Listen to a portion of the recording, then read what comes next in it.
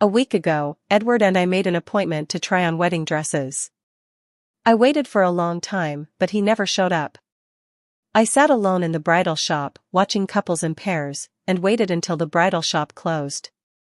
After returning home in the evening, I saw a post from his childhood friend Donna, where a man was driving, his profile sharply defined.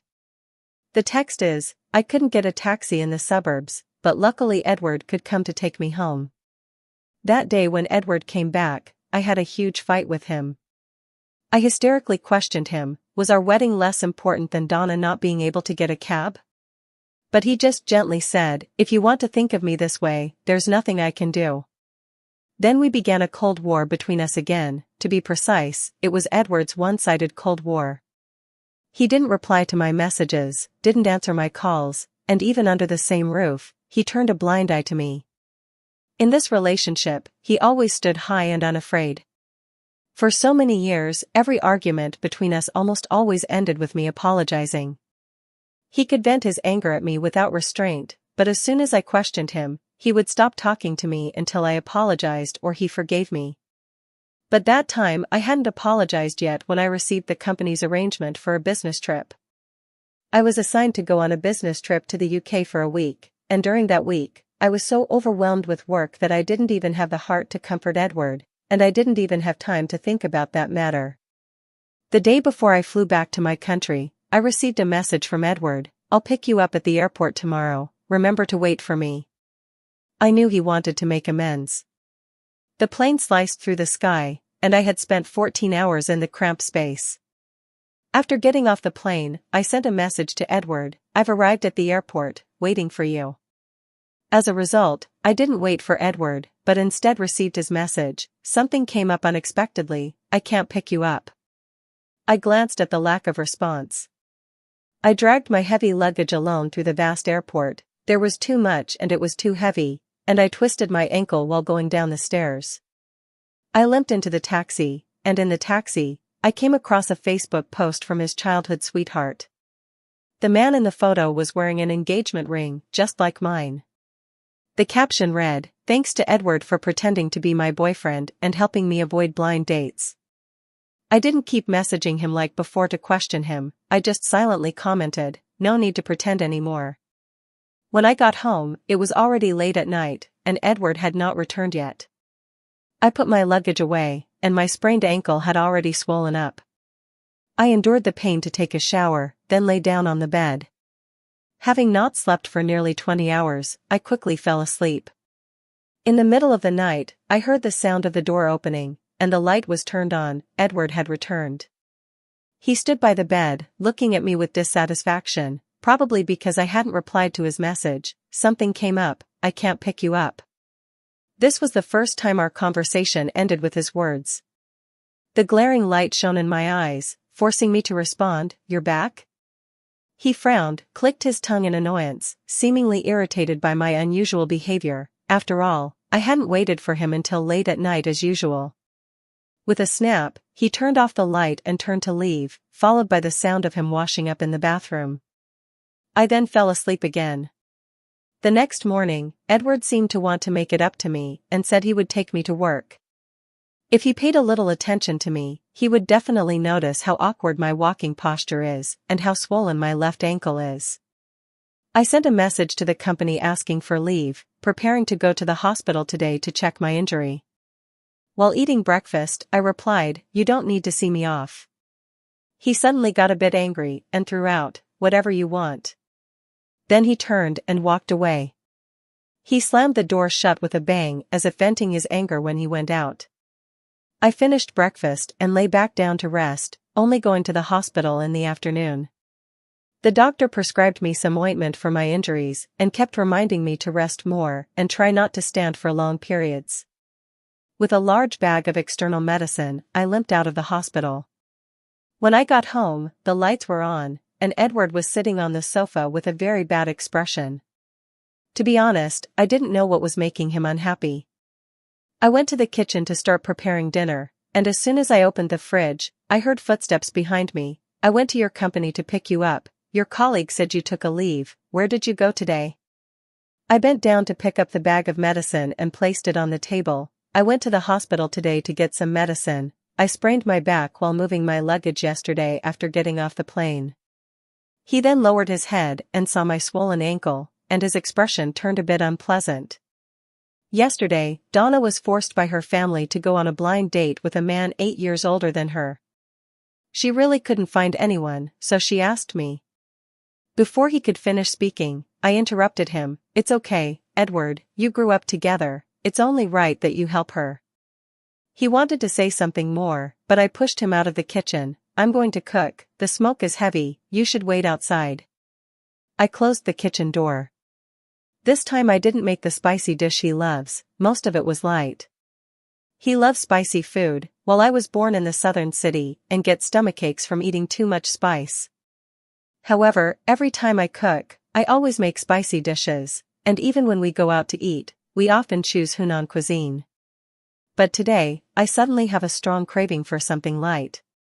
During dinner, he stared at the dishes on the table. Tiffany, why is there not a single spicy dish today? I scooped a spoonful of light soup tofu for myself. I'm in the mood for something light today. If you want something spicy, I'll make it for you tomorrow. He suddenly asked, Tiffany, are you angry? I continued to eat with my head down. No, I just love eating light food. Looking up, I saw Edward's astonished expression. It turned out he had never known that I preferred light flavors. If it were before, I might have gotten angry and had a big fight with him, but now I just find it funny. When I went to bed at night, I lay in bed while he held me in his arms, gently saying, Are you working tomorrow? During this time while your foot is healing, I'll pick you up and drop you off from work every day. If the previous me had heard this, I would have happily embraced him and kissed him to express my love, but now I just subtly broke free from his embrace. Okay, thank you. I felt the body behind me was a bit stiff, but I didn't pay it any mind. That night, I slept very well. The next day, when Edward drove me to work, I sat in the passenger seat, thinking about touching up my lipstick. I opened the mirror in front of the car, and a piece of paper fell out from inside, with a bright red lip print on it. Edward hurriedly explained, a couple of days ago, I took Donna home, and she said she thought it looked fun in the video, so she wanted to try it too. I applied lipstick in front of the mirror. It's quite fun. I really have nothing to do with her. You have to believe me. I finished applying my lipstick and smiled, saying nothing. His expression was somewhat unpleasant. Aren't you angry? Why should I be angry? It's perfectly normal to share fun things with a playmate I've grown up with. When Edward wanted to explain something further, I had already slipped that piece of paper back into the mirror. We arrived at the company in silence. Before getting out of the car, he grabbed my hand and said, I'll pick you up tonight, wait for me. I gently pulled my hand away and replied, okay. When I got off the car, I ran into my boss, and she teased me, your boyfriend is really great, even drives you to work. Seeing how good your relationship is, I guess it's really hard to move you now. My boss is preparing to start her own company, and the new company is in need of manpower. After following her for many years, she extended the olive branch to me first and even offered me double my current salary. My boss's new company is in the South City, which is also my hometown. She originally thought I would agree very readily, but at that time I refused her, saying I didn't want a long-distance relationship with Edward. Edward had always wanted to go to North City, saying that North City was the place he had always dreamed of, so I never thought about living anywhere else but North City in the future. I smiled and pressed the elevator button. Heidi, if you invite me again now, I will definitely say yes. My boss thought I was just joking. She casually said, come work with me, I'll give you double the salary and a portion of the options. Are you coming? Must come. When are we going to the South City? My boss looked at me in disbelief after hearing that, as if he had just heard some kind of absurd tale. I repeated it again, and only then did my boss come to his senses. Aren't you staying in Beijing with your boyfriend? I smiled and said, well, my life can't always revolve around him. As I was leaving work that evening, the familiar black sedan was parked at the entrance of the company. I approached, and before I could pull open the car door, the window of the passenger seat rolled down, and I saw Donna's face. She sat in the passenger seat and said to me, "Tiffany, today Edward and I came to pick you up." I ignored her and reached out to open the back seat door and sat down. Edward saw me sitting silently in the back seat and said nervously, "Donna had a big fight with her family today, and she happened to be near me, so I just went to pick her up." "You're not mad, are you?" Before I could say anything, Donna interjected, "Edward, Tiffany is so nice, she definitely won't be angry." After saying that, Donna turned around and smiled. "Right, Tiffany?" I smiled and looked out the window. "Yeah, there's nothing to be angry about." On the way, Donna kept talking to Edward while I quietly looked at the materials my boss sent me today, from the back seat. Edward parked the car in front of a Hunan restaurant and said, "Tiffany, let's eat out today. You've had a long day at work, so there's no need to go home and cook for us." That tone was as if he were giving charity, and he still came to the Hunan restaurant according to his and Donna's tastes. After entering, Donna handed me the menu. "Tiffany, you've worked so hard today, why don't you order? Choose what you like to eat." I took the menu and randomly pointed at a few items on it while facing the waiter. After the dishes were served, steamed eggs, pan-fried tofu, garlic shrimp, there were a total of 7 or 8 dishes, but not a hint of spiciness to be found. Donna and Edward both looked a bit displeased. Donna tugged at Edward's sleeve and said, "Edward, why isn't there any spicy food? Doesn't Tiffany know that you love spicy food the most?" Edward said to me, "Tiffany, how did you order the food? Don't you know our tastes?" I picked up a piece of shrimp and put it in my bowl. Donna said to order what I like to eat, so I did. Once this sentence was spoken, they all found it hard to get angry. During dinner, Donna mentioned the last time she tried on wedding dresses. "Tiffany, I was embarrassed last time. I went to the suburbs alone to take care of some things, and I couldn't get a taxi back. I was so scared that I called Edward to come pick me up." If I had heard this before, I would probably have gotten up and left without even eating, but now I just replied indifferently, "It's nothing, just trying on a wedding dress, not a big deal." Tiffany must look beautiful in her wedding dress, I wish I could see it too. Then Donna, you should come along next time. Your fashion design skills will be just right to help Tiffany out. Can it really be, Edward? Then let's go next Saturday, we'll go together next Saturday. They chatted like this, each taking turns, completely unconcerned with my agreement, as if I were the outsider. It was the same before. When Edward and I went shopping in the mall, Donna showed up, and I was left hanging behind. I lost my temper and argued with him outside. Edward only said, "Donna is in a bad mood today, why are you so petty? I want to spend my life with you, why do you have to fuss over just a few hours?" Even some staff said they were a good match, and Edward just smiled without refuting. "And now it's like this again," I casually said, "let's talk about it later, I might not be free that day." Edward heard this and replied somewhat impatiently, "That day was the weekend, you were busy even though you didn't have to work." I thought about the fact that I would go to the South City with Heidi. Before going to the South City, I need to resign from my current company, get familiar with the new business, and build good relationships with some client companies. I suppose sending gifts and dining out on the weekend will be unavoidable. But I didn't want to speak directly to Edward, so I casually made up a reason. A foreign client is coming to the company at the end of the month, and the plan needs to be prepared in advance. There will be a lot of revisions, so I estimate I'll have to work overtime this weekend as well. Every time I mentioned anything related to weddings before, I was very excited. I could say I was eager to even design the greeting cards myself. On the day of selecting the venue, I even took a day off from work to accommodate Edward's schedule. But now I used work as an excuse and told him I wasn't sure. Edward's face turned ugly, but in the end, he just picked up the bill and said, "I'll go pay." After returning home, Edward couldn't help but erupt, "Tiffany, are you still angry with me for leaving you at the bridal shop last time? It was really a sudden situation. Donna is just a girl out in the suburbs, what if she encountered danger?" I smiled and said, "I'm not angry, Edward, you don't need to explain to me." His expression turned a bit sour again, and I quickly replied, "If I'm free on Saturday, I'll definitely go." If before he coaxed him to avoid arguments, fearing that Edward would be unhappy, now he simply finds it troublesome and doesn't want to waste time arguing with him.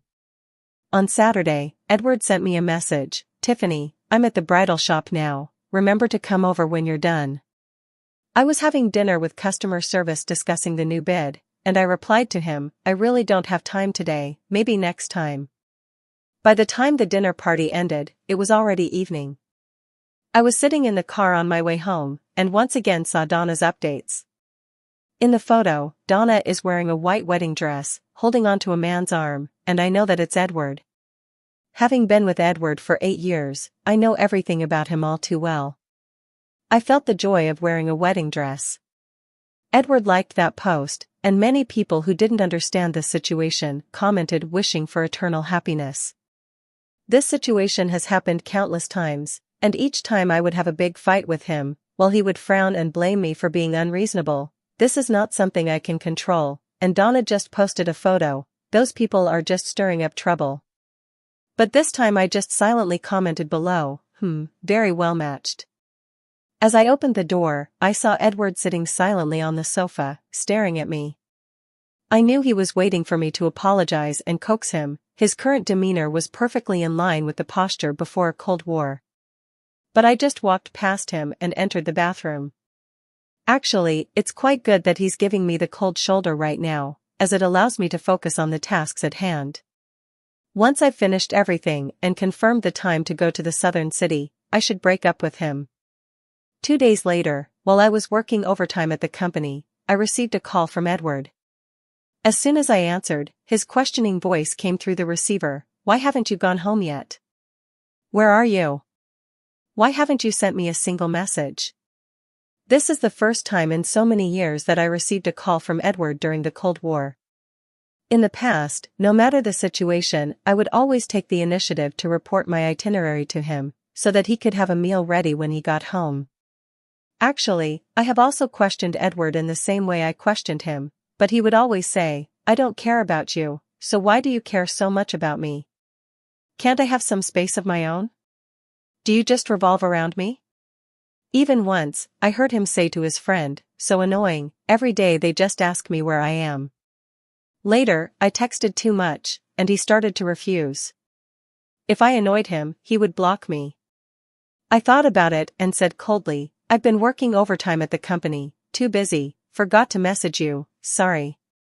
After a moment of silence from the other side, he said, "Then I'll wait to pick you up, it's not safe to be out too late." "I don't need to." Before I could finish my sentence, Edward had already hung up the phone. When I got off work and arrived downstairs, I still saw the familiar black sedan. I opened the door and went in without saying a word, leaning back in the seat and closing my eyes to rest. The atmosphere in the car was so quiet that I could hear the sound of breathing. Before, I always tried hard to find topics to chat with him, but in the end, it always ended with him saying, "Don't distract me while I'm driving." The ringing of the phone broke the dull atmosphere inside the car. Ding ding, it was Edward's phone, the caller ID showed, Donna. He glanced at me and hung up the phone, but soon, the ringing of ding ding started again. He still wanted to hang up, but I directly picked it up, opened the call, and handed the phone to him. He was taken aback for a moment before answering. Donna's voice echoed through the phone receiver in the car. Her tone carried a hint of tears and drunkenness. "I drank too much outside, my friends have all gone home, I'm so scared. Edward, can you come pick me up?" Edward looked at me and said, "I'll call you a cab." Donna still wouldn't let it go. "I feel unsafe taking a taxi at night, there have been many news reports about it." "Edward, can you really not come pick me up?" Edward looked at me, hesitating as if he hoped to receive some response from me. I know what he is thinking. In fact, Donna has called him in the middle of the night to ask him to pick her up more than once or twice, and several times it has been when he was picking me up to go home. Then he would drop me off at the convenience store about 1 kilometer from home and let me go back by myself. We had argued about it before. Is it not dangerous for me to go back alone in the middle of the night while it's dangerous over there for Donna? He would impatiently tell me to get out of the car. What could happen in just 1 kilometer? It's really unreasonable. Do you really have to compete with Donna? This time, I packed my things, it's fine, just drop me off at the usual place. He disagreed. Tiffany, let me take you back first, it's not safe at night. I laughed. I can just walk back myself, what could happen in just 1 kilometer? He paused for a moment, as if he found the words familiar, but in the end, he still dropped me off at the convenience store entrance. Before getting out of the car, he held my hand and said, "Wait for me at home, I'll be back soon." By the time I got home, it was already 10 o'clock. I took a shower and planned to go to bed. I didn't intend to wait for Edward, because I had to fly to the southern city with Heidi tomorrow morning. The handover for my resignation is almost complete, and the resources here have been connected. Many client companies have said they will try to let Heidi's new company take on some projects. Currently, only some preliminary matters in the South City are left. Once the issues in South City are resolved, at the latest in half a month, I will move back to South City. After a night of sweet dreams, Edward had not yet returned home when I woke up the next day. I opened my phone and saw many messages from him. "Donna is really drunk, I can't leave. I won't be back tonight. Go to bed early, don't wait for me." Looking at the time of the message again, it was 3 in the morning. The previous me would have foolishly waited all night, and then when I saw the message, I would have suffered alone in pain and sadness. I casually replied with a good, and then I started making breakfast. I finished my portion and put the other one in the fridge, leaving a sticky note on the table before starting to pack my luggage and head to the airport. These days in the southern city have been very busy, running around to many places every day. It's tiring but also fulfilling. I even forgot that there was someone named Edward. During my time off work, I took a moment to return home, and my parents were very happy to see me back. My mother personally cooked a big table full of my favorite dishes, constantly serving me food, and my bowl was quickly piled up like a small mountain. "Tiffany, you haven't been home for a long time, Mom misses you so much. Eat a little more, be good, you've lost weight." My dad took out a small box from the room and handed it to me. "Tiffany, you haven't come back all these years. Dad has put all the birthday gifts he prepared for you each year inside." Under my parents' care, I couldn't help but say, "Dad, Mom, I don't plan to marry Edward anymore. I'm coming back to Nanching to live next week."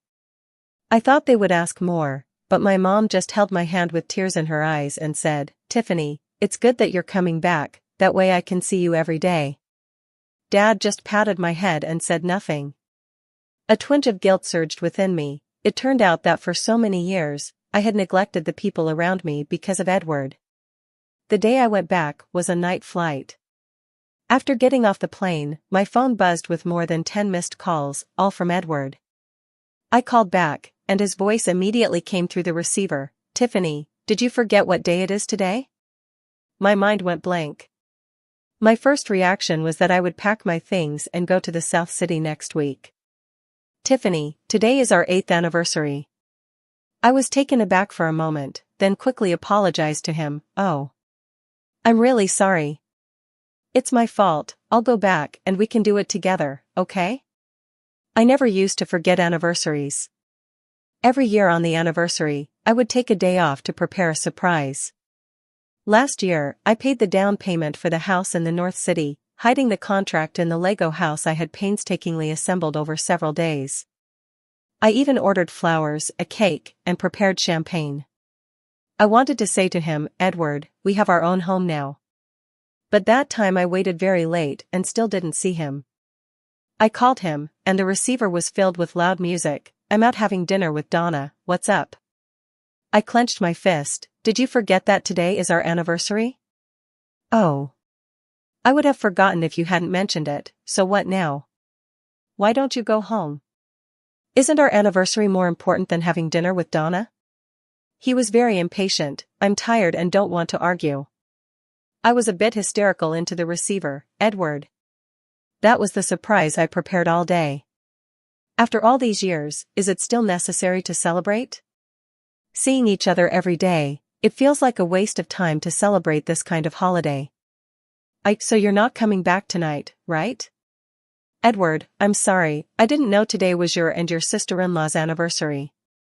On the other end, Donna's voice came through, and the next second the call was disconnected. That night Edward didn't come back. I smashed the Lego and finished that bottle of champagne.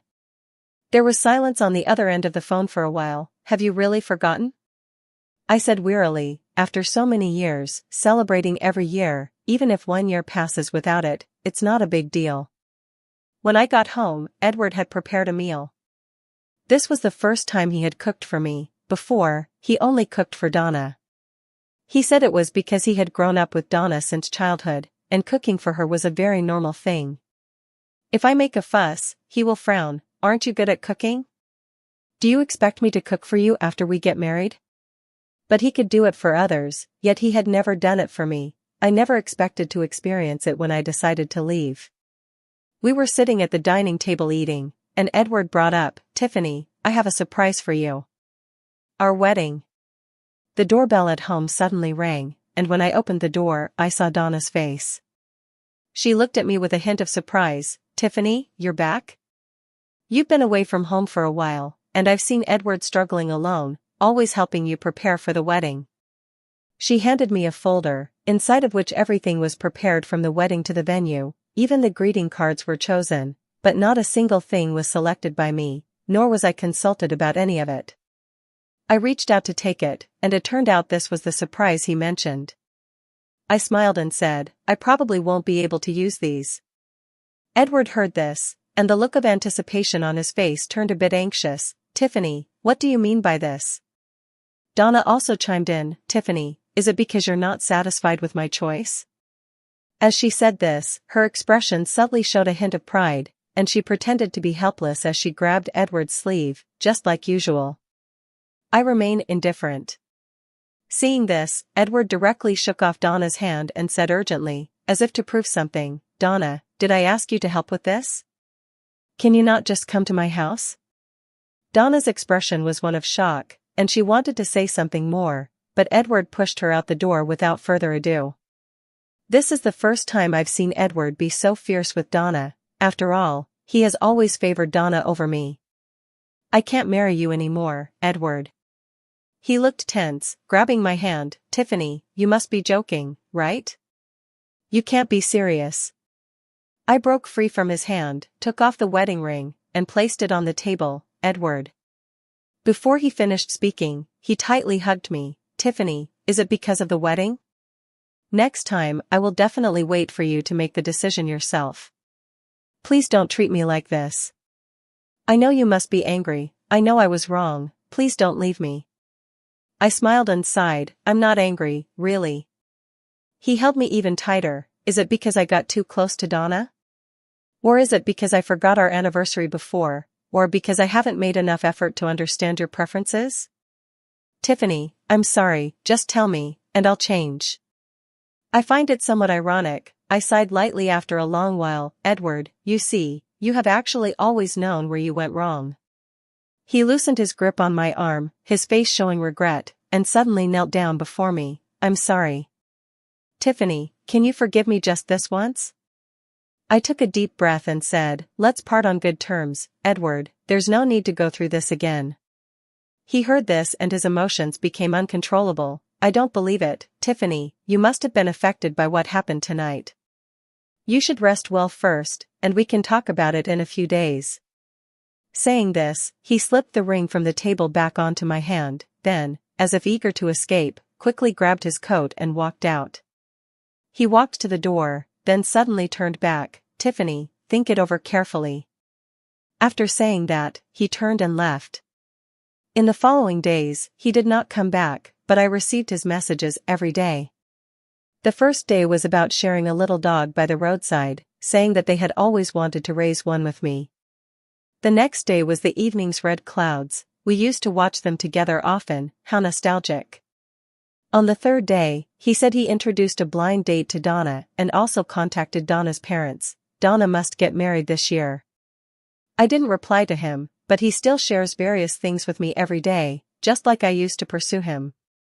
He seems to think that as long as I still wear the engagement ring, we are together. However, a relationship requires the consent of two people to be together, but only one person can decide to part ways. So whether Edward comes back or not, I have packed my things, most of them have been sent back, and the whole house is suddenly so clean as if I had never lived here. I took off the ring and placed it on the table, leaving a note beside it, and then dragged the suitcase to the airport. The plane soared through the clouds, and as I watched the small map behind the seat drift further away from North City, I felt myself relax. As soon as I got off the plane, I saw my dad and mom holding a big sign. I feel a bit emotional. Over the years, the times Edward has come to pick me up from the plane are few and far between, but my parents will always be there waiting to take me home. Thinking of this, I rushed up and hugged them. A few days later, Edward finally realized that I was not at home. He kept sending me messages, pleading for my forgiveness. "I'm sorry, Tiffany, I was really wrong. Please come back, I'm begging you. Where are you? Can I come pick you up and take you home?" The messages kept piling up, and in the end, I couldn't hold back and blocked him. In that moment, I began to understand what he was really thinking when he blocked me back then. It's true that you find me annoying, it's true that you don't care, and it's true that you don't like me that much. After blocking Edward, the whole world became much quieter. No one would call me with nonsensical reasons, and no one would constantly message me every day. During this time in the southern city, I have been busy with the new company's business every day. Efforts always yield rewards, and now the new company is gradually getting on track, so I can start to avoid working overtime every day. That day, I rarely returned home early, but I saw Edward downstairs in the community. He looked like he hadn't shaved in a long time, and he exuded an air of fatigue. He walked straight towards me after seeing me, and grabbed my hand. "Tiffany, come back with me." To be honest, I never thought Edward would chase me down in my parents' neighborhood. He saw that I wasn't speaking and held me tighter. "Tiffany, I couldn't find you, so I went to your company to wait for you, but your colleague said you had left. I asked many people before I found out you were in Nanching. I came to your uncle and aunt's house hoping to find you, but your uncle chased me out with a broom. I'm sorry, Tiffany, I really know I was wrong. Come back with me." To be honest, this is the first time Edward and I have actively talked so much. In the past, I was always the one taking the initiative to seek peace and to speak at length. Now I realize how ridiculous I was back then. I calmly withdrew my hand. "We have already broken up, I won't go back with you, and I certainly won't marry you." In that moment, his face was ashen, and his hand, suspended in the air, remained unmoved for a long time. "Edward, we have been together for 8 years, from our student days to discussing marriage. Over these years, I have truly thought about having a home with you. I have always centered my life around you, but you find it annoying. From today onwards, you will be free, and I will be free too." He stepped forward again, grasped my hand, and struggled desperately, saying, "I was wrong. I also want to have a home with you. I also want a future with you." I smiled gently. "There is no future for us, Edward, but we will each have our own future." He held my hand limply, his whole body like a lifeless puppet. I finally couldn't help but say, "Edward, we've known each other for so many years, let's look forward. I still hope you have a good life." After I finished speaking, I turned and left. Edward didn't chase after me this time, but I could hear his crying. This is the first time I heard Edward cry. That voice was extremely hoarse. But it no longer has anything to do with me. My future will no longer have him. The story ends.